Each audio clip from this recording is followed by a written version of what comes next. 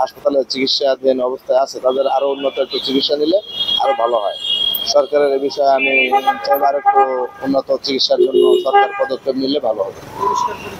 পরিষ্কার পরিচ্ছন্ন বিষয়ে city corporation, Dhaka city corporation তো নিচ্ছে, এবং আরো আরেকটু পরিবেশন যদি সেইভাবে তাহলে আরো ভালো হবে।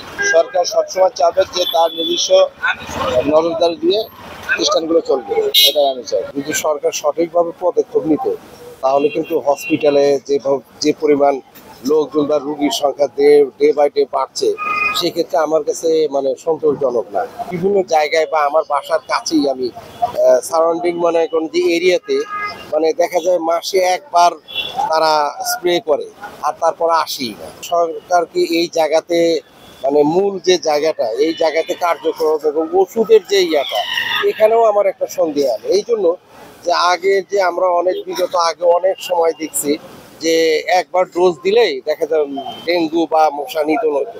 এখন কিন্তু বারবার দিয়েও ওই ধরনের কাজ বা কার্যকরিতা